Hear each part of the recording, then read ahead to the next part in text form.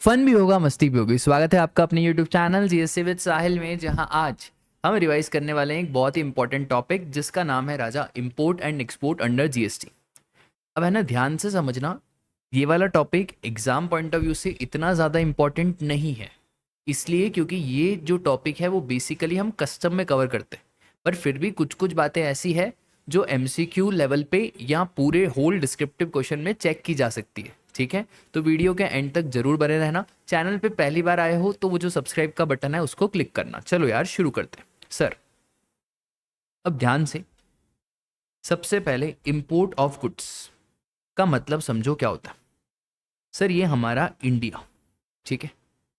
अब ये जो बेस लाइन है ना, इस बेस लाइन से 12 नॉटिकल माइल्स तक, इस बेस लाइन से 12 नॉटिकल माइल्स तक हमारा TWI आता है, that is territorial waters of India. ये जो टेरिटोरियल वाटर्स ऑफ इंडिया है, यहां तक हमारा इंडिया रहता है।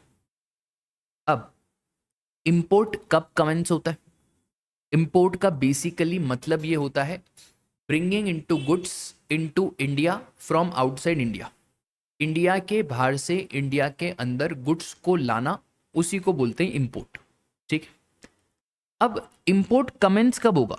जैसे ही आपका गुड्स ये बेसलाइन क्रॉस करेगा, आपका इंपोर्ट कमेंस हो जाएगा। ठीक है। और जैसे ही ये पोर्ट पे आ गया तो हमारा इंपोर्ट खत्म हो जाएगा, that is goods become the part of mass of India. और फिर आपको bill of entry for home consumption जैसे ही आप फाइल करोगे तो बस आपका इंपोर्ट कंप्लीट हो गया। अब सर क्या होता है ना, जब भी आप इंपोर्ट करते हो तो कस्टम तो लगता ही लगता है, साथ ही साथ IGST भी लगता है। तो जब जब हम इंपोर्ट करेंगे तो सिर्फ कस्टम ड्यूटी नहीं लगेगा, कस्टम ड्यूटी और साथ ही में IGST भी लगेगा। एक और चीज सर, ये दोनों चीजें आपका इंपोर्ट में लगेगी। अब इंडिया की जो डेफिनेशन है ना, वो थोड़ा सा इन्होंने और आगे तक लेके गए। बोले ऑयल रिग्स के पर्पस के लिए जो हमारा इंडिया है वो अप टू 200 नॉटिकल माइल्स रहेगा फ्रॉम दी बेस लाइन। तो बेस लाइन से 200 नॉटिकल माइल्स तक हमारा रहेगा एक्सक्लूसिव इकोनॉमिक जोन। वो भी हमारे इंडिया की डेफिनेशन का पार्ट ही बनेगा। ठीक है। अब सुनो ध्यान से, जब जब हम गुड्स का इंपोर्ट करेंगे फॉरवर्ड चार्ज लगेगा, मतलब सप्लायर को GST देना है। और अगर हम सर्विसेज का इंपोर्ट करेंगे तो वहां पे रिवर्स चार्ज लगेगा। अब इसमें बहुत सारी बातें हैं कि कहाँ फॉरवर्ड चार्ज और कहाँ रिवर्स चार्ज। ठीक है। अब आ जाओ सर, एक एक करके हमको सारी चीजें पढ़नी है। सबसे पहले इंपोर्ट ऑफ गुड्स। अब सेक्शन 5 सबसेक्शन 1 IGST एक्ट का सिंपल सी बात बोलता है कि यार एक टैक्स लगाएंगे जिसका नाम रखेंगे integrated goods and service tax. और ये जो हम टैक्स लगाएंगे वो सप्लाई के ऊपर लगाएंगे। फिर जो मैक्सिमम वैल्यू है, जो वैल्यू है वो सेक्शन 15 के हिसाब से रहेगी। और जो मैक्सिमम टैक्स का रेट है वो रहेगा हमारा 40%। ये चार्जिंग सेक्शन है। Section 9 subsection 1 of CGST act भी यही बोलता है। बट अभी CGST एक्ट की बात ही नहीं चल रही, अभी बात चल रही किसकी? IGST एक्ट की। तो आपको ये ध्यान रखना है कि सर जो भी इंपोर्ट होगा ना, import is also treated as interstate, और इंपोर्ट के ऊपर भी हमारा IGST लगेगा। अब देखो क्या है ना, GST वाले ज़्यादा दिमाग नहीं लगाते। GST वाले सिंपल सा प्रोविज़न लगाते हैं और GST वाले सिंपल सी बात बोलते हैं कि हम क्या करेंगे ना, कि जो कस्टम है, जो कस्टम है, इंपोर्ट का पूरा इंपोर्ट ऑफ गुड्स का पूरा वैल्यूएशन का ठेका हम कस्टम को दे देंगे। और जिस रेट पे कस्टम ड्यूटी लगेगी उसी रेट पे हम IGST कलेक्ट कर लेंगे। हम हमारा दिमाग नहीं लगाएंगे, हम इंपोर्ट ऑफ गुड्स का जो भी सिस्टम है वो पूरा किसको ट्रांसफर कर देंगे? कस्टम वालों को ट्रांसफर कर देंगे। ठीक है।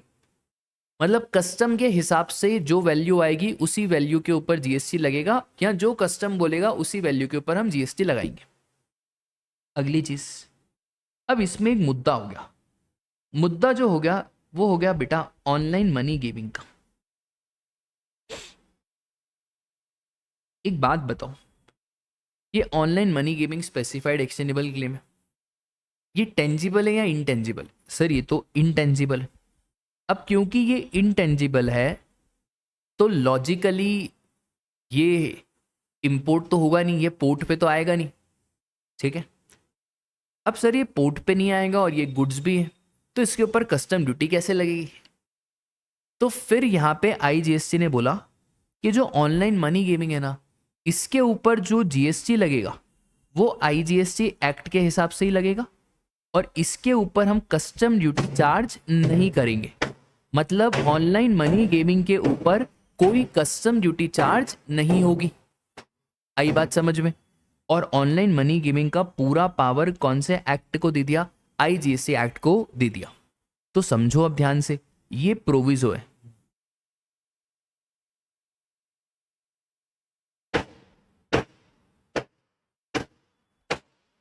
आ जाओ,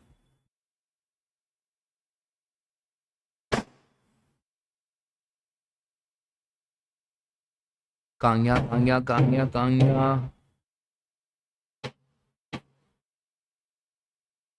एक सेकंड, ये देखो। अब ये प्रोविजो टू सेक्शन 5 सबसेक्शन 1 क्या बोलता है सर? ये प्रोविजो बोलता है कि integrated tax on goods other than goods as may be notified by government on recommendation of council imported into India shall be levied in accordance with section 3 of custom tariff act 1975।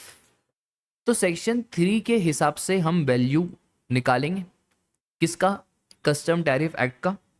और जो भी हमारी value रहेगी वो भी custom act के हिसाब से ही डिटरमाइन होगी और कस्टम के हिसाब से ही हम सारी बातें करेंगे। डन। एक और चीज सर, यहां पे एक चीज लिखी हुई थी, क्या लिखा हुआ था? Other than goods as may be notified by the government. और ये अदर देन गुड्स लिखा हुआ है ना, यहाँ पे ऑनलाइन मनी गेमिंग को नोटिफाई करा गया, ठीक है।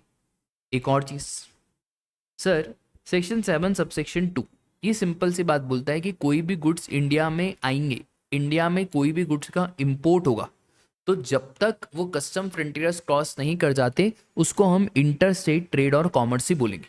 तो import will be treated as inter state trade और कॉमर्स। फिर सर ये तो हमको समझ में आ गया, बट इंपोर्ट का प्लेस ऑफ सप्लाई कैसे निकालेंगे? भाई इंपोर्ट का प्लेस ऑफ सप्लाई आपको सेक्शन 11 के हिसाब से निकालना है आईजीएसटी एक्ट का। सेक्शन 11 क्या बोलता है? सेक्शन 11 बोलता है भाई इंपोर्ट के केस में आपका place of supply would be location of importer. तो जो भी हमारा इंपोर्टर का लोकेशन है बस वही हो जाएगा प्लेस ऑफ सप्लाई। अब यहाँ पे बहुत इंपॉर्टेंट पॉइंट है कि इंपोर्टर का लोकेशन क्यों बोला, पोर्ट जहाँ पे गुड्स आ रहा है वो क्यों नहीं बोला? यार देखो लॉजिकली अगर पोर्ट वाले पॉइंट को प्लेस ऑफ सप्लाई बना देते तो बहुत प्रॉब्लम हो जाती। ऐसा इसलिए, फिर तो हमारे दिल्ली सूरत वहीं पे पोर्ट्स हैं और फिर जो जीएसटी का पैसा मिलता वो दिल्ली सूरत जहाँ जहाँ पे पोर्ट्स हैं उनको ही मिलता। तो फिर यहाँ पे एक थोड़ा सा क्या हो जाता ना, दिक्कत हो जाती। और इंपोर्टर बोलते हैं यार हम हैं तो मध्य प्रदेश के, बट सामान हमारा सूरत में आ रहा है तो सूरत वाली सरकार को जीएसटी क्यों मिल रहा है? तो इस केस में क्या हुआ ना, इस केस में लॉ मेकर ने बोला छोड़ो, बोले झगड़ा ही छोड़ो, जो इंपोर्टर की लोकेशन है ना उसको बना देंगे प्लेस ऑफ सप्लाई, खत्म कहानी। तो सेक्शन 11 यही बोलता है कि लोकेशन ऑफ इंपोर्टर। और अगर एक्सपोर्ट की बात कर रहे हैं तो लोकेशन आउटसाइड इंडिया, क्योंकि डेस्टिनेशन बेस्ड प्रिंसिपल के हिसाब से एक्सपोर्ट हो रहा है तो जीएसटी हम ले नहीं सकते, आउटसाइड कंट्री जीएसटी लेगी, तो location outside India would be the place of supply. अब देखो ध्यान से देखना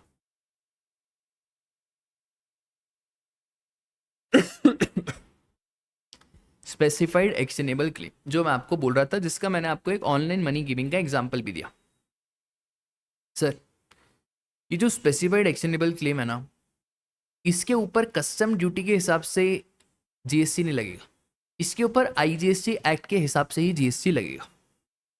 और स्पेसिफिकली यहाँ पे ऑनलाइन मनी गेमिंग को नोटिफाइड करा गया है और ऐसा बोला है कि यार देखो, अगर आप ऑनलाइन मनी गेमिंग के सर्विसेज दे रहे हो from outside India to India, तो इसके ऊपर हम जीएसटी तो लगाएंगे, कस्टम नहीं लगाएंगे क्योंकि पोर्ट के थ्रू पास ही नहीं हो रहा है। तो जब हम इसके ऊपर जीएसटी लगाएंगे तो हम आईजीएसटी एक्ट के हिसाब से लगाएंगे। सर जीएसटी कौन भरेगा, फॉरवर्ड चार्ज लगेगा या रिवर्स चार्ज लगेगा? अब यार यहाँ पे रिवर्स चार्ज लगाना काफ़ी मुश्किल है। आप क्या वो बच्चे जो ऑनलाइन मनी गेमिंग खेल रहे हैं उनसे आप जीएसटी मांगोगे? वो तो जीएसटी देंगे कि नहीं। तो यहाँ पे हमने बोला यार ऑनलाइन मनी गेमिंग वालों, आप एक काम करो, जीएसटी में रजिस्ट्रेशन, ठीक है। और एक और चीज़, आप इंडिया बेस पे रजिस्ट्रेशन लो, मतलब ऑनलाइन मनी गेमिंग वालों आपको पूरे इंडिया में सिर्फ एक ही सिंगल रजिस्ट्रेशन लेना है। आई बात समझ में? तो देखो भाई, सेक्शन 14 सबसेक्शन ए क्या बात बोलता है? तो 14 ए सिंपल सी बात करता है कि जो ऑनलाइन मनी गेमिंग है, ऑनलाइन मनी गेमिंग के केस में जो सप्लायर है उसी को जीएसटी देना पड़ेगा, आईजीएसटी देना पड़ेगा, और सर इसको सिंगल रजिस्ट्रेशन लेना पड़ेगा। एक और चीज, सर सप्लायर को आईजीएसटी देना है, और अगर सप्लायर का कोई प्रेजेंस नहीं है तो भैया उसको कोई पर्सन टैक्सेबल टेरिटरी में अपॉइंट करना पड़ेगा जो वो सप्लायर को रिप्रेजेंट करे। इन केस सप्लायर के पास कोई फिजिकल प्रेजेंस नहीं है और ना ही कोई रिप्रेजेंटेटिव है, या तो सप्लायर का फिजिकल प्रेजेंस होना चाहिए तो रिप्रेजेंटेटिव होना चाहिए। अब ना तो फिजिकल प्रेजेंस है और ना ही रिप्रेजेंटेटिव है, तो सप्लायर को कोई पर्सन अपॉइंट करना पड़ेगा for the purpose of paying the integrated tax. तो जीएसटी पे करने के लिए उसको कोई ना कोई पर्सन तो अपॉइंट करना पड़ेगा, क्योंकि सर सप्लायर को ही जीएसटी पे करना है। सर अगर सप्लायर ने प्रोविजन कंप्लाई नहीं करा तो उस केस में हम section 69A of information technology act के हिसाब से आपके ऊपर कानूनी कार्रवाई करेंगे और आपका जो पोर्टल है उसको ब्लॉक कर देंगे, और जिस आईपी एड्रेस से आप पोर्टल चला रहे हो उसको भी हम ब्लॉक कर देंगे। ठीक है, बस इतनी सी बात है जो आपको ध्यान रखनी है। समझ में आया? अब सुनो ध्यान से। अब थोड़ा सा कस्टम देखो, कस्टम के रिवीजन वीडियोस आएंगे, बट यहाँ पे थोड़ा सा कस्टम का मैं आपको ब्रीफ दे रहा हूँ, थोड़ा सा, बहुत थोड़ा सा। देखो सेक्शन 12 बहुत सिंपल सी बात बोलता है कि कोई भी गुड्स इंडिया में इंपोर्ट हो रहे हैं तो उसके ऊपर हम जो एक्ट लगाएंगे वो लगाएंगे कस्टम टैरिफ एक्ट 1975। ये कस्टम टैरिफ एक्ट, दो एक्ट है कस्टम में, कस्टम एक्ट 1962 जो लेविएबिलिटी की बात करता है, और एक कस्टम टैरिफ एक्ट 1975 जहाँ पे रेट्स दिए हुए हैं, इस रेट्स के हिसाब से कस्टम ड्यूटी लगेगी। ठीक है, अब एक स्टैंडर्ड रेट होते हैं, एक प्रेफरेंशियल रेट होते हैं, वो सब हम कस्टम में सीखेंगे। तो देखो भाई ये क्या बोलता है, except as otherwise provided in this act. इस एक्ट में अगर कुछ अलग से प्रोवाइड है तो हम उसकी बात मानेंगे। जैसे बैगेज रूल्स है तो बैगेज के ऊपर जीएसटी नहीं लगता, बैगेज के ऊपर कस्टम ड्यूटी लगती है 38.5%, तो वो बैगेज के ऊपर फिक्स रेट है। और any other law for the timing in force, custom का ड्यूटी जो लेवी होगा at such rates as may be specified under custom tariff act और any other law for the timing in force on goods imported into और exported from India. कोई भी goods जो India में import हो रहा है या कोई भी गुड्स जो इंडिया से एक्सपोर्ट हो रहा है उसके ऊपर जो कस्टम लगेगा वो कस्टम टैरिफ एक्ट 1975 के हिसाब से लगेगा। सब सेक्शन 2 सिंपल सी बात बोलता है कि कस्टम के नियम अगर गुड्स गवर्नमेंट को बिलोंग करते हैं या गुड्स गवर्नमेंट को बिलोंग नहीं भी करते तो सबके ऊपर कस्टम के नियम सेम ही रहेंगे। अगर आपके गुड्स गवर्नमेंट को बिलोंग करते तो भी सेम रहेंगे, if goods are not belonging to government तो भी कस्टम के नियम तो सेम ही रहेंगे। आगे आ जाओ, section 3 subsection 7 37 of custom tariff act simple सी बात बोलता है कि कोई भी गुड्स इंडिया में इंपोर्ट हो रहे हैं तो उसके ऊपर सिर्फ कस्टम ड्यूटी नहीं लगेगी, उसके ऊपर आईजीएसटी भी लग सकता है, और आईजीएसटी का जो मैक्सिमम रेट रहेगा वो कितना रहेगा, 40% मैक्सिमम रेट रहेगा। फिर सेक्शन 3 सबसेक्शन 8, अब ये 3 सबसेक्शन 8 बात करता है कि सर कोई भी इंपोर्टेड आर्टिकल्स है उसके ऊपर हम टैरिफ वैल्यू बता सकते हैं, और उस टैरिफ वैल्यू के ऊपर, या बहुत बार क्या होता है ना, ड्यूटी फिक्स होती है कि 100 रुपये पर 10 ग्राम्स, तो ये अब ड्यूटी फिक्स हो गई एज पर दी क्वांटिटी। तो इसी को बोलते हैं कि भैया हमने duty as per tariff value क्या कर दी, फिक्स कर दी। या अगर टैरिफ वैल्यू के हिसाब से फिक्स नहीं हो रही है तो जैसा सेक्शन 12 बोल रहा है उसके हिसाब से हम वैल्यूएशन करके ड्यूटी लगा देंगे। अभी आप वैल्यूएशन में मत जाना, वैल्यूएशन बात का मुद्दा है। अब सेक्शन 3(8) है। अब ये समझना ध्यान से, सर ये वेयर हाउस के बारे में बातें हैं, है बहुत सिंपल, बट ये कस्टम में डिटेल में पढ़ते हैं। अभी बस ऐसा समझो कि जब हम गुड्स को वेयर हाउस में डिपॉजिट करते हैं तो हमको into bond bill of entry देना पड़ता है, ठीक है। ये वेयर हाउस कस्टम के ही बने हुए हैं। अब जैसे ही आप into bond bill of entry दोगे कोई ड्यूटी व्यूटी नहीं लगेगी, क्योंकि तो अभी तो वेयर हाउस में आपने डिपॉजिट करा। बट जब आप इस गुड्स को क्लियर कराओगे, तो जैसे ही आप इस गुड्स को क्लियर कराओगे तो आपको x bond bill of entry देना पड़ता है। क्या देना पड़ता है? X bond bill of entry. और जैसे ही आप ये x bond bill of entry दोगे या bill of entry for home consumption दोगे तो आपको ये ड्यूटी पे करनी पड़ती है। अब यहाँ पे सिंपल से मुद्दा है कि अगर आपने गुड्स वेयर हाउस में डिपॉजिट करे और आपने वेयर हाउस में वो गुड्स किसी और को बेच दिए before clearance for home consumption, तो वेयर हाउस में गुड्स पड़े पड़े अगर आपने किसी को बेच दिए तो भैया जीएसटी तो लगेगा। अब किस वैल्यू पे जीएसटी लगेगा? तो ये बोलते हैं कि भैया अगर आपने सारे के सारे गुड्स बेच दिए तो जो वैल्यू हमने सबसेक्शन 8 में निकाली या transaction value of goods whichever is higher. Sir subsection 8 में कौन सी वैल्यू निकाली? तो भैया सबसेक्शन 8 में या तो ये इंपोर्टेड आर्टिकल्स की वैल्यू या जो सेक्शन 12 है उसके हिसाब से जो वैल्यू आ रही है वो, ठीक है। अब आपको इतना नहीं ध्यान रखना है, हम कस्टम में इसको डिटेल में पढ़ते हैं। फिर सर अगर हमने पूरे गुड्स नहीं बेचे, अगर हमने पार्ट ऑफ द गुड्स बेचा है, तो अगर इन केस हमने पार्ट ऑफ द गुड्स बेचा है तो फिर उस केस में हमको प्रपोर्शनेट वैल्यू लेनी पड़ेगी। तो प्रपोर्शनेट वैल्यू और transaction value whichever is higher. Sir हमने वेयर हाउस गुड्स को एक से ज्यादा बार बेच दिया, ए ने बी को बेचा, बी ने सी को बेचा, सी ने डी को बेचा, तो जो लास्ट ट्रांजैक्शन है उस लास्ट ट्रांजैक्शन का हमको ट्रांजैक्शन वैल्यू लेना पड़ेगा।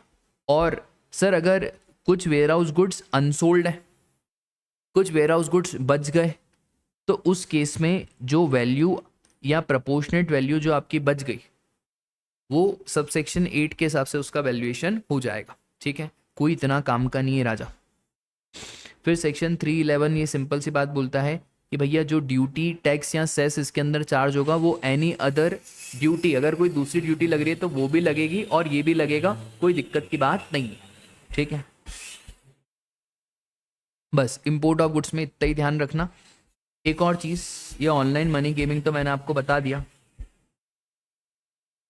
हाँ अब देखो इंपोर्ट ऑफ गुड्स में थोड़ा सा कस्टम बता रहा हूँ भाई। 1000 रुपये की वैल्यू है, पहले बेसिक कस्टम ड्यूटी लग गई 10%, फिर सोशल वेलफेयर सरचार्ज लगा, फिर anti dumping duty, subsidise article, ये सारी ड्यूटी, आखिरी में जो वैल्यू है ना उसके ऊपर आपको आईजीएसटी देना पड़ेगा। और जो कंपनसेशन सेस है वो भी ये वाली वैल्यू के ऊपर लगेगा, ठीक है। अब समझना ध्यान से, सर बहुत बार क्या होता है ना, एक ट्रांजैक्शन होता है जैसे हाई सी सेल,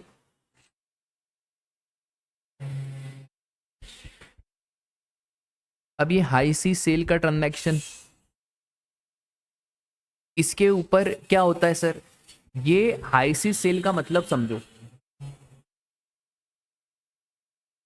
अब यहां से आपका गुड्स आ रहा है,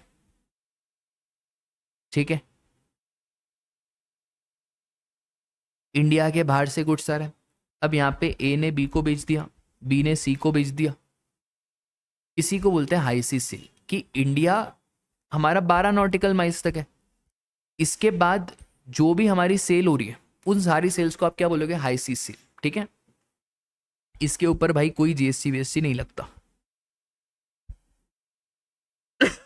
एक और चीज होती है थर्ड पार्टी सेल। अब ये थर्ड पार्टी सेल बोलो, थर्ड पार्टी शिपमेंट बोलो, इसका क्या सीन है भाई? ये बहुत सिंपल है। यहाँ पे सपोज करो साहिल सर है और वो इंडिया में,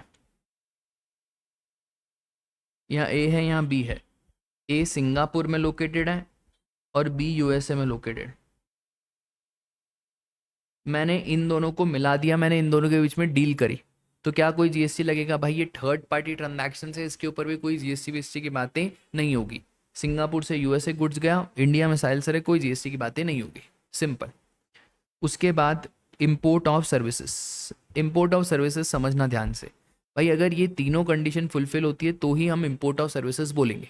सबसे पहला, सप्लायर आउटसाइड इंडिया होना चाहिए, रेसिपेंट इंडिया में होना चाहिए, और प्लेस ऑफ सप्लाई भी इंडिया में होना चाहिए। क्या बोला? सप्लायर आउटसाइड इंडिया होना चाहिए, रेसिपेंट इंडिया में होना चाहिए, और प्लेस ऑफ सप्लाई भी इंडिया में होना चाहिए, तो ही जाके हम इंपोर्ट ऑफ सर्विसेज बोलेंगे। अब देखो, सप्लायर लंदन में, रेसिपेंट दिल्ली में, प्लेस ऑफ सप्लाई दिल्ली में। क्या सप्लायर आउटसाइड इंडिया है? हाँ। क्या रेसिपेंट इंडिया में? क्या प्लेस ऑफ सप्लाई इंडिया में? क्या इंपोर्ट है? हाँ भाई, ये इंपोर्ट है। फिर सर सप्लायर इंडिया के बाहर है, रेसिपेंट भी इंडिया के बाहर है। भैया रेसिपेंट तो इंडिया में होना चाहिए, तो क्या इंपोर्ट ऑफ सर्विसेज नहीं कहलाएगा? सर सप्लायर हमारा इंडिया के बाहर है, रेसिपेंट ओहो हो ये भी नहीं कहलाएगा। सप्लायर इंडिया के बाहर है, ये दिल्ली है, ओहो, बट प्लेस ऑफ सप्लाई हमारा लंदन है, तो ये भी इंपोर्ट ऑफ सर्विसेज नहीं कहलाएगा। ठीक है। अच्छा, अब इंपोर्ट ऑफ सर्विसेज में एक और बात समझो। हमने सप्लाई चैप्टर भी पढ़ा था, याद है आपको? अब मैं थोड़ा सा आपको सप्लाई चैप्टर इंटरलिंक करके बताता हूँ। क्या मज़ा तो इंटरलिंकिंग में ही है, बाकी तो क्या ही है। अब अगर आपको सप्लाई चैप्टर में सेक्शन 7(1)(b याद हो, क्या बोलता है? अगर इंपोर्ट ऑफ सर्विसेज में कंसिडरेशन है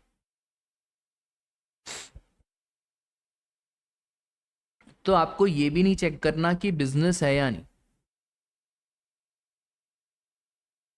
अगर कंसिडरेशन है तो भले पर्सनल यूज के लिए भी इंपोर्ट करा हो, जीएसटी लगेगा। बट इन केस अगर कंसिडरेशन नहीं है तो आपको ये चेक करना पड़ेगा कि बिजनेस यूज है क्या, और प्लस आपको ये भी चेक करना पड़ेगा कि क्या रिलेटेड पर्सन या एस्टेब्लिशमेंट आउटसाइड इंडिया है क्या।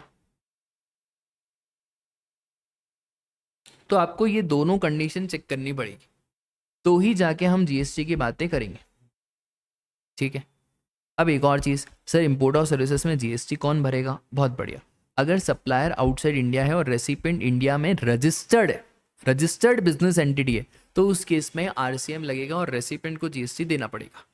अगर सप्लायर आउटसाइड इंडिया है और रेसिपेंट इंडिया में अनरजिस्टर्ड है, अब भैया आरसीएम तो लगा नहीं सकते, कैसे लगाएंगे? तो इस केस में अब देखो क्या होता है। अब इसमें अलग अलग बातें, इनके सप्लायर आउटसाइड इंडिया है, रेसिपेंट इंडिया है, और रेसिपेंट एक बिजनेस एंटिटी है, तो भैया इसको रजिस्ट्रेशन लेना पड़ेगा और आरसीएम में टैक्स देना पड़ेगा। बट अगर पर्सनल यूज के लिए सर्विसेज लिए, किसी इंडिविजुअल ने पर्सनल यूज के लिए सर्विस लिए, तो भैया वो एग्जेम्प्ट होता है। अब यहाँ पे क्या है ना, स्पेसिफिकली अगर मैं बात करूं ओएडार सर्विसेज की, तो ओएडार सर्विसेज में क्या होता है? Online information database access retrieval services या ऑनलाइन मनी गिविंग। अब ये जो दोनों सर्विसेज दी जा रही है, वो दी जा रही है नॉन टैक्सेबल ऑनलाइन रेसिपेंट को। मतलब जो हमारा रेसिपेंट है वो छोटा सा बच्चा है या बड़ा भी है, नॉन टैक्सेबल है, कोई जीएसटी में रजिस्ट्रेशन नहीं है। अब इसके ऊपर हमको जीएसटी तो लेना है। अब ये इंपोर्ट ऑफ सर्विसेज से कंसिडरेशन है, तो लॉ मेकर ने बोला भाई ओएडार और ऑनलाइन मनी गेमिंग वालों, आप जीएसटी में रजिस्ट्रेशन कराओ और आप ही इसका जीएसटी का पेमेंट भी करो, हम इन बच्चों को परेशान नहीं करेंगे। ठीक है, बस इतनी सी बात आपको ध्यान रखनी। तो देखो भाई, import of services other than OIDAR, OIDAR को छोड़ के कौन जीएसटी देगा? रिवर्स चार्ज लगेगा। और सर्विसेज की बात कर रहा हूँ, गुड्स की बात नहीं कर रहा हूँ, कंफ्यूज मत हो जाना। सर किसको जीएसटी देना पड़ेगा? तो आरसीएम में वो बिजनेस एंटिटी को जीएसटी देना पड़ेगा। अब बात करते हैं भैया ट्रांसपोर्टेशन की। अब इसमें है ना मोहित मिनरल्स वाला केस काफ़ी इंपॉर्टेंट। यहाँ पे रेसिपेंट है, ठीक है। अब आपने तो बोल दिया कि भाई इंपोर्ट ऑफ सर्विसेज में रिवर्स चार्ज लगेगा। एक वेसल है, फॉरेन बाउंड वेसल, मतलब फॉरेनर की कोई वेसल है जो इंडिया में माल लेके आ रही है, फॉरेन की शिपिंग कंपनी इंडिया में माल लेके आ रही है, ठीक है। अब सर ये जो इंपोर्टर है इसको आरसीएम में जीएसटी देना पड़ेगा। अब एक बात बताओ, ये जो इंपोर्टर है वो आरसीएम में जीएसटी देगा। अब जो मुद्दा है ना, वो मुद्दा ये है कि भला ये इंपोर्टर दो बार जीएसटी कैसे देगा? सर दो बार जीएसटी कैसे? राजा एक बात बताओ, एक आपका सीआईएफ कॉन्ट्रैक्ट होता है, तो सीआईएफ कॉन्ट्रैक्ट के ऊपर तो इंपोर्टर ऑलरेडी जीएसटी देगा, वो तो कंपोजिट सप्लाई, तो वहां पे तो पूरा जीएसटी इंपोर्टर ही देगा। बट इन केस जो फ्रेट है, फ्रेट, तो क्या फ्रेट के ऊपर भी जीएसटी इंपोर्टर को देना है? तो दो दो बार जीएसटी हो जाएगा। तो मोहित मिनरल्स के केस में ऐसा बोला गया कि आपको दो दो बार जीएसटी देने की जरूरत नहीं है। आपको जो जीएसटी देना है वो बस एक बार ही देना है। एक बार देना है मतलब ये जो आपने सीआईएफ कॉन्ट्रैक्ट में दे दिया, तो यहाँ पे आपको वापस से जीएसटी देने की जरूरत नहीं है। ठीक है, तो ये आपको ध्यान रखना है। इसे transportation of goods by a vessel from a place outside India up to custom station of clearance in India. तो ये ओशन फ्रेट के ऊपर कोई जीएसटी वेस्टी वापस से नहीं लगेगा। Union of India versus Mohit minerals private limited. फिर ओइडा सर्विसेज इंपोर्ट कर रहे हैं bye non taxable online recipient. भैया जो ओइडा सर्विसेज का सप्लायर है उसको जीएसटी देना पड़ेगा।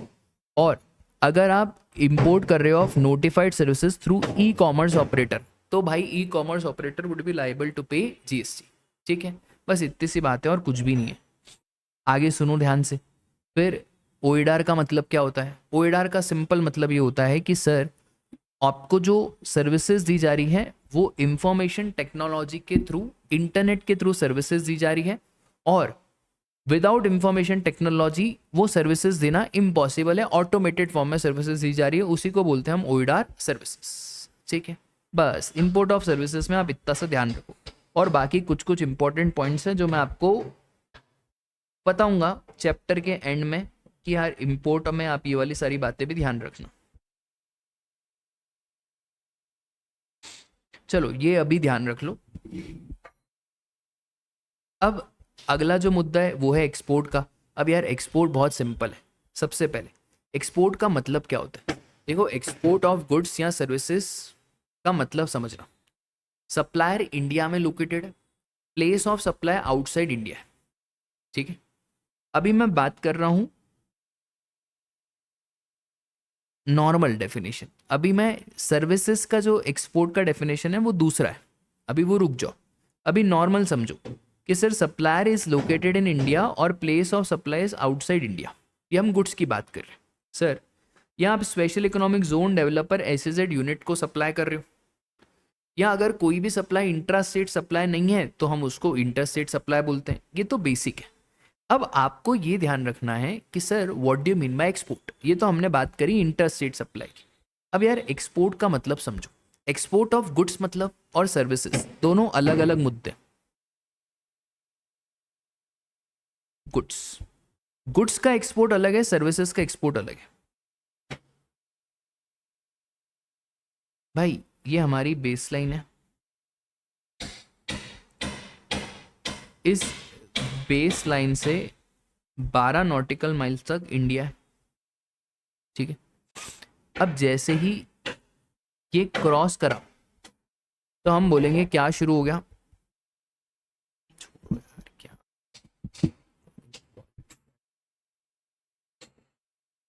तो हम बोलेंगे क्या शुरू हो गया? एक्सपोर्ट शुरू हो गया। तो जैसे ही 12 नॉटिकल माइल्स को क्रॉस करेगा तो एक्सपोर्ट शुरू हो जाएगा। अब इसमें एक चीज याद रखना, वैसे तो कस्टम की बात है पर फिर भी राजा, एक्सपोर्ट यहाँ पे शुरू होगा बट एक्सपोर्ट ड्यूटी यहीं पे पोर्ट पे कलेक्ट कर दी जाती है। ऐसा इसलिए क्योंकि यार एक बात बताओ, अगर एक्सपोर्ट के बाद हम ड्यूटी कलेक्ट करेंगे तो उतने टाइम में तो हमारा एक्सपोर्टर ही चला जाएगा ना। ठीक है, बस इतनी सी बात है जो आपको एक्सपोर्ट ऑफ गुड्स में ध्यान रखनी है। अब सर एक्सपोर्ट ऑफ सर्विसेज।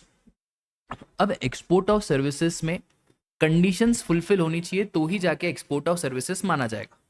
अब बहुत सारी कंडीशंस। सबसे पहले सप्लायर हमारा इंडिया का होना चाहिए। ठीक है, रेसिपिएंट हमारा आउटसाइड इंडिया होना चाहिए। ठीक है, प्लेस ऑफ सप्लाई भी आउटसाइड इंडिया होना चाहिए। जो पैसा हमें मिल रहा है वो पैसा हमें मिलना चाहिए कन्वर्टेबल फॉरेन एक्सचेंज में।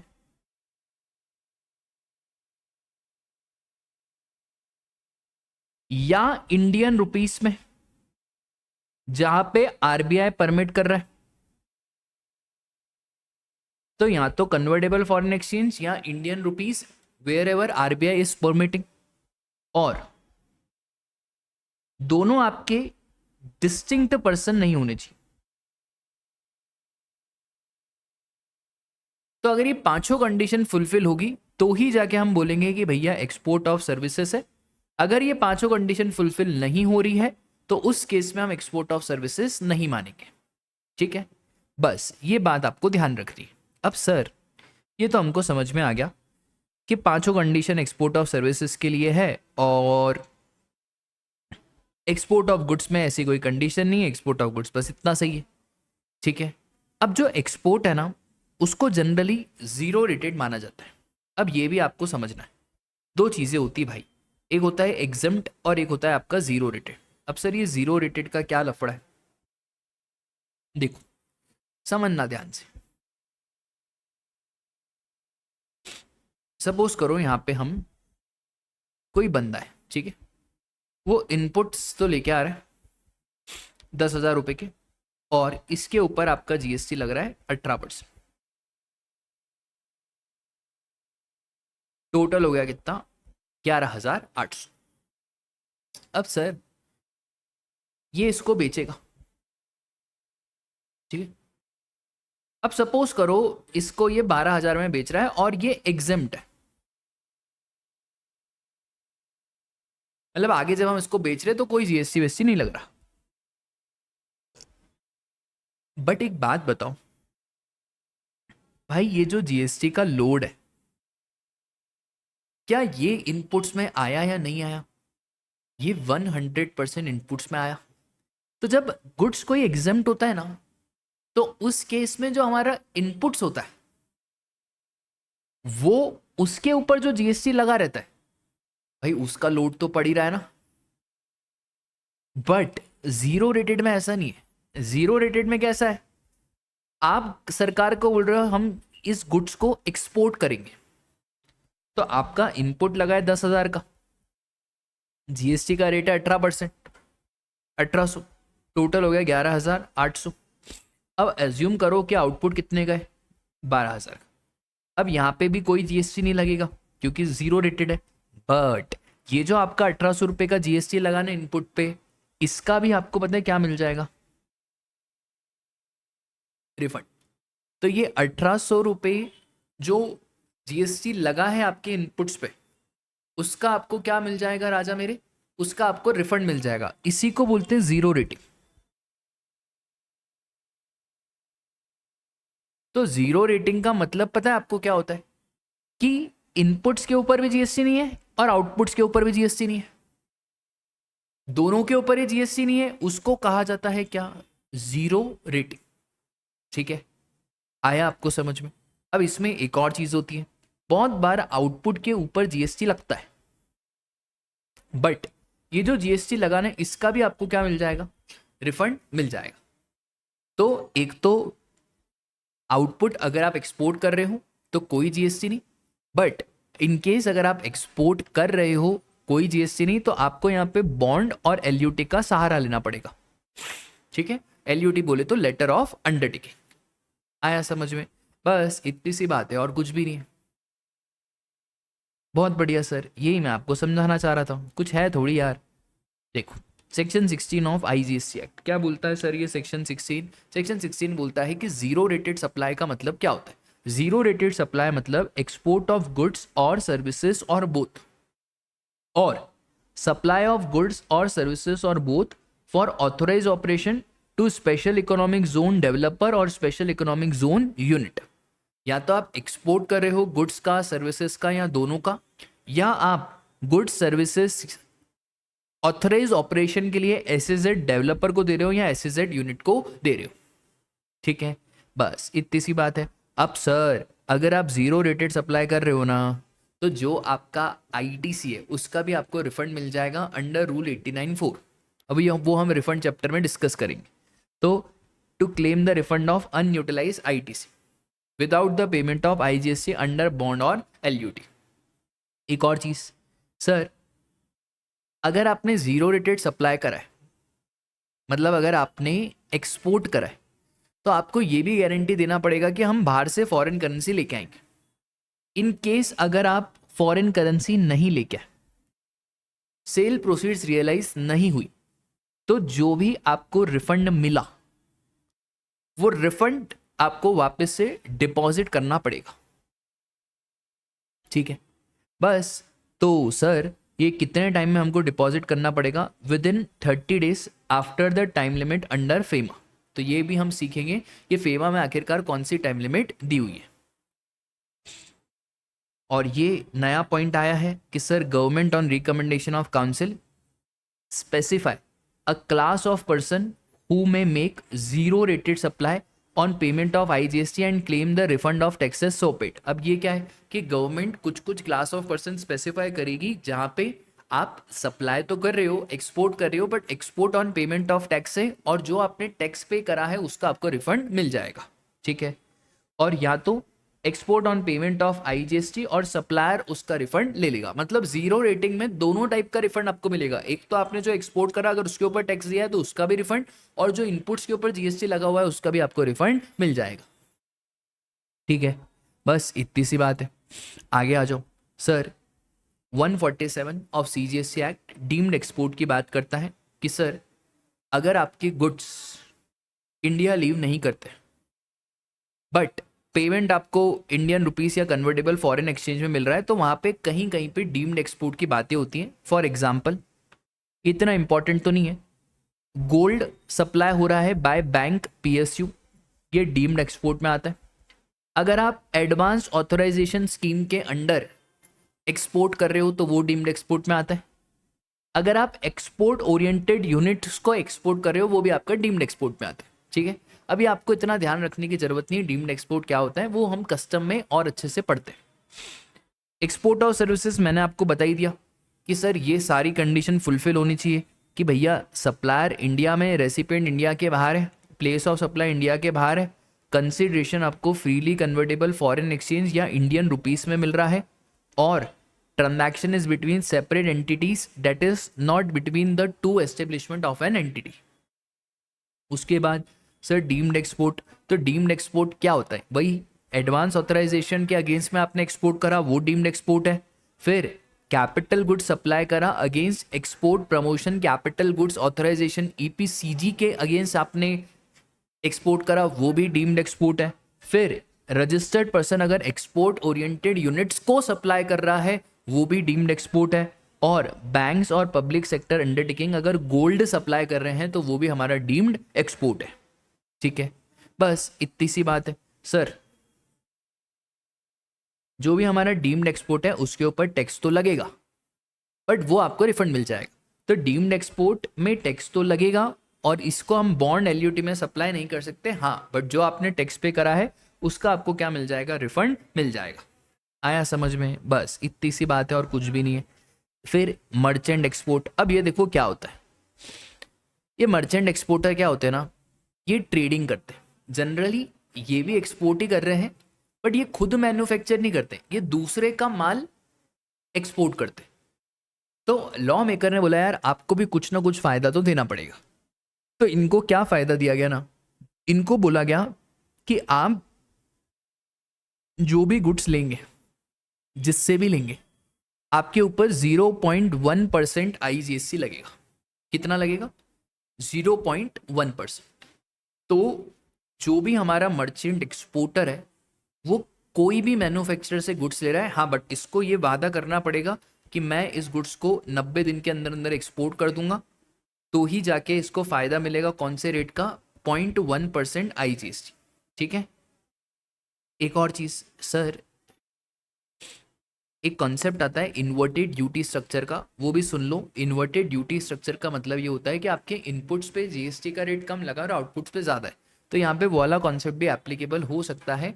इन केस अगर एक्सपोर्ट के ऊपर आपका रेट लग रहा है तो यहाँ पे इन्वर्टेड ड्यूटी रेट स्ट्रक्चर का कॉन्सेप्ट एप्लीकेबल हो जाएगा और यहाँ पे आपको रूल 89(5) के हिसाब से रिफंड मिल जाएगा। अच्छा, 0.1% IGST है, अगर इसके टुकड़े करोगे तो 0.05% CGST और 0.05% SGST। खत्म कहानी। एक और चीज, एक होता है भैया मैन्युफैक्चर एक्सपोर्ट। मैन्युफैक्चर एक्सपोर्ट मतलब ये जो गुड्स मैन्युफैक्चर कर रहा है उस गुड्स को एक्सपोर्ट कर रहा है। जो भी गुड्स इसने मैन्युफैक्चर करे हैं ये डोमेस्टिक क्लियर नहीं करेगा, उन सारे गुड्स को क्या करेगा? एक्सपोर्ट करेगा। ठीक है, अब इसमें एक सर्कुलर आया CBIC का, समझना ये सर्कुलर क्या बोलता है। यहाँ पे एबीसी कंपनी है जिसको कॉन्ट्रैक्ट मिला है यूएसए की कंपनी से कि आप हमारा काम करो। अब एबीसी को मालूम है कि यार मैं पूरा काम तो नहीं कर पाऊंगा, तो एबीसी ने कुछ काम XYZ को आउटसोर्स कर दिया, बोले XYZ आप करो। तो टोटल 5 लाख का काम था। अब सर एबीसी ने XYZ से सर्विसेज ली, इंपोर्ट ऑफ सर्विसेज है। इस इंपोर्ट ऑफ सर्विसेज पे एबीसी को आरसीएम में टैक्स पे करना पड़ेगा, करेक्ट है, बहुत बढ़िया। अब डाउट ये आया कि यहाँ पे एक्सपोर्ट कितना माने, क्या यहाँ पे हम एक्सपोर्ट बेनिफिट रिजेक्ट कर दें, क्योंकि भैया 40% का जो पेमेंट है वो तो डायरेक्ट यूएसए ऐसा करेगी ना यार, 5 लाख में से 60% मुझे दे देगी, 40% उधर दे देगी। तो लॉ मेकर ने बोला ऑल्दो पेमेंट 60% ही आपको मिल रहा है, बट आपको एक्सपोर्ट बेनिफिट पूरे 5 लाख रुपए पे मिलेंगे, बट आप ये जो इंपोर्ट ऑफ सर्विसेज है ना, इसके ऊपर एबीसी आरसीएम में टैक्स पे करते। बस इतनी सी बात है जो आपको ध्यान रखनी कि एबीसी हमारा 5 लाख के ऊपर अगर आरसीएम में टैक्स पे कर दे, एबीसी 5 लाख के ऊपर अगर आरसीएम में टैक्स पे कर दे, तो इसको हम इंपोर्ट ऑफ सर्विसेज मानेंगे और एबीसी को फुल बेनिफिट मिल जाएगा। काय का फुल बेनिफिट मिल जाएगा? एबीसी को ये पूरे एक्सपोर्ट का बेनिफिट मिल जाएगा। आया समझ में? ठीक है, मतलब अगर 60-40% भी इधर उधर हो रहा है, मतलब 50-50% भी हो रहा है, उससे कोई लेना देना नहीं है। बस ये वाला सर्कुलर आपको ध्यान रखना है। देखो भाई, मर्चेंट एक्सपोर्ट मैंने बता दिया, मर्चेंट एक्सपोर्ट जो भी परचेस करेगा उसके ऊपर 0.1% लगेगा। फिर एक्सपोर्ट का एक प्रोसीजर है, प्रोसीजर मतलब आप फॉरेन करेंसी लेके आओगे या नहीं, गवर्नमेंट को उसी बात की चिंता है। तो एक्सपोर्टर को बॉन्ड एलयूटी एग्जीक्यूट करना पड़ेगा कि भैया हम बॉन्ड एग्जीक्यूट कर रहे हैं और हम ये वादा करते हैं कि फॉरेन करेंसी लेके आएंगे। अब सबसे पहले export of goods. Export of goods आपको कब तक पैसे लेके आने, ठीक है, पैसे लेके आने अलग बात है कि आपको ये बॉन्ड कब तक एग्जीक्यूट करना है। तो यहां पे इन्होंने बोला 15 days after the expiry of 3 months, जैसे ही 3 महीने एक्सपायर हो जाएंगे उसके 15 दिन बाद, और such further period as may be allowed by the commissioner from the date of issue of invoice for export. ठीक है, तो जिस दिन आपका एक्सपोर्ट का इनवॉइस है उसके 3 महीने के बाद और उसके भी 15 दिन के बाद। अगर सर्विसेज है तो सर्विसेज में देखो कब तक पैसा आ जाना चाहिए, 15 days after expiry of 1 year। तो जैसे ही आपका साल भर खत्म हो जाएगा उसके भी 15 दिन बाद, और period as allowed under FEMA, और जो भी पीरियड आपको फेमा में अलाउड करा गया, ठीक है, विच एवर इज लेटर। अब सर ये जो 1 साल का पीरियड है या period as allowed under FEMA including any extension as permitted by RBI, बहुत बार आरबीआई आपको एक्सटेंशन देगा, वो भी आपको इसमें काउंट फॉर करना पड़ेगा।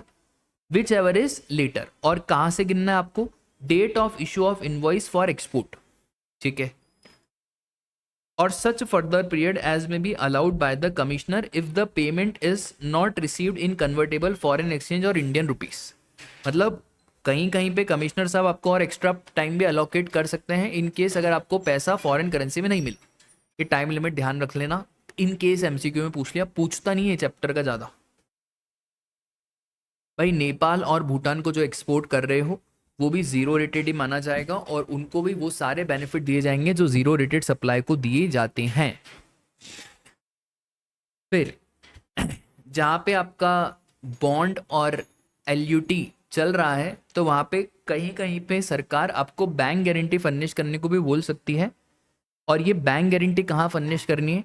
अगर आपने कोई भी फ्रॉड करा है या कोई भी प्रोसिक्यूशन में आप फंसे हो जहाँ पे केस अमाउंट 250 लाख से ज़्यादा है, डेट इज़ 2.5 करोड़ से ज़्यादा है, तो इस केस में जो बॉन्ड है वो बैंक गारंटी के साथ अकम्पनी होगा, और बैंक गारंटी होगा 15% ऑफ बॉन्ड अमाउंट। तो जितना भी बॉन्ड अमाउंट है उसका 15% आपका बैंक गारंटी हो जाएगा, ठीक है।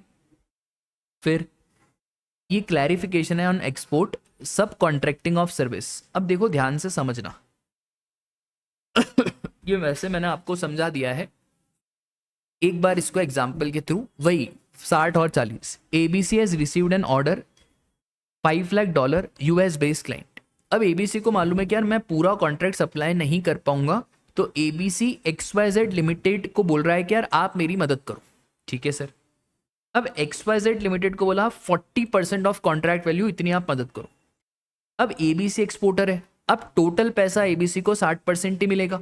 अब सबसे पहले XYZ लिमिटेड ने जो US बेस्ड क्लाइंट को सर्विसेज दी उसको हम क्या बोलेंगे राजा, उसको हम बोलेंगे इंपोर्ट ऑफ सर्विसेज, ठीक है। और इस इंपोर्ट ऑफ सर्विसेज में क्या लगेगा, IGST लगेगा रिवर्स चार्ज में, जो मैंने आपको बताया था। फिर वेरी वेरी इंपॉर्टेंट कि सर वो जो 60% है, वो 60% पैसा अगर रिसीव नहीं होता है तो भी चलेगा क्या भाई, दौड़ेगा, कोई दिक्कत की बात ही नहीं है। इनके 60% of consideration is received in India और remaining amount is directly paid by US based client, तो उस केस में भी आपका 100% ऑफ द कॉन्ट्रैक्ट वैल्यू को ही हम एक्सपोर्ट मानेंगे और कोई दिक्कत की बात नहीं है। तो export benefit will be available for total realisation of convertible foreign exchange. Done class, बस इतनी सी बात है जो आपको ध्यान रखनी है। अब आगे आ जाओ सर। अब ये कुछ एग्जाम्पल्स हैं स्पेसिफिकली फॉर डिस्टिंक्ट पर्सन। अब डिस्टिंक्ट पर्सन के क्या क्या एग्जाम्पल, एक एंटिटी इंडिया में और एक आउटसाइड इंडिया है, ठीक है। अब यहाँ पे RBA बोले तो रिप्रेजेंटेशनल ऑफिस, ब्रांच ऑफिस या एजेंसी। ये जो हमारी फॉरेन कंपनी का एस्टेब्लिशमेंट है ना, उसका RBA इंडिया में, बट RBA इंडिया में इनकॉर्पोरेटेड नहीं है। तो सर RBA इनकॉर्पोरेटेड नहीं है पर है तो फॉरेन कंपनी का, तो भैया इन दोनों को डिस्टिंक्ट पर्सन का एस्टेब्लिशमेंट मानेंगे और इसको हम एक्सपोर्ट ऑफ सर्विसेज नहीं बोल सकते। दूसरा एग्जांपल उल्टा कर दो, एक कंपनी इंडिया में और इंडिया का जो RBA है वो not incorporated in foreign country, तो इस केस में भी राजा इन दोनों को डिस्टिंक्ट पर्सन नहीं मानेंगे और इसको भी हम एक्सपोर्ट ऑफ सर्विसेज नहीं बोलेंगे। तीसरे एग्जाम्पल में आ जाओ। अब तीसरा एग्जाम्पल देखो क्या बोलता है, इंडिया, आउटसाइड इंडिया। अब यहाँ पे फॉरेन वाली जो कंपनी है उसकी सब्सिडरी, सिस्टर कंसर्न या ग्रुप कंसर्न, तो subsidiary, sister concern, group concern of foreign company India में इनकॉर्पोरेटेड है और एक फॉरेन कंपनी एस्टेब्लिशमेंट की जो इंडिया के बाहर इनकॉर्पोरेटेड। भाई ये दोनों को अलग अलग माना जाएगा क्योंकि एक कंपनी इंडिया में इनकॉर्पोरेटेड है और एक कंपनी इंडिया के बाहर इनकॉर्पोरेटेड है, तो इन दोनों को अलग अलग माना जाएगा। तो जब अलग अलग माना जाएगा तो this will be considered as export of services, ठीक है। सर इसका उल्टा भी हो सकता है क्या, हाँ इसका उल्टा भी हो सकता है, बस आपको ये ध्यान रखना है कि अगर अलग अलग इनकॉर्पोरेटेड है तो फिर भैया अलग अलग मानेंगे और एक्सपोर्ट ऑफ सर्विसेज माना जाएगा। अब एक क्लैरिफिकेशन है कि सर एक्सपोर्ट रेमिटेंसेस अगर हमें स्पेशल रुपी वोस्त्रो अकाउंट में मिल रहे चलेगा क्या, भाई चलेगा। RBI ने परमिट कर दिया अगर आपको तो चलेगा, कोई दिक्कत की बात नहीं है। तो सिंपल सी बात है, आपको ध्यान रखना है कि इन केस अगर पैसा आपको ये स्पेशल रुपी वोस्त्रो अकाउंट में मिल रहा है तो भी चलेगा, कोई दिक्कत की बात नहीं है, ठीक है। इसी के साथ हमारा इंपोर्ट एंड एक्सपोर्ट वाला चैप्टर खत्म होता है। राजा चैप्टर कोई इतना काम का नहीं है, जितना मैंने आपको बताया उतना आपको ध्यान रखना है, बाकी कोई इतना ध्यान रखने की जरूरत नहीं है और इसको अगर छोड़ भी दोगे तो कोई दिक्कत नहीं है, ठीक है। वीडियो अच्छा लगा हो तो लाइक करना, चैनल पे पहली बार आए हो तो सब्सक्राइब करना। तब तक के लिए tata bye bye, take care, जय श्री कृष्णा।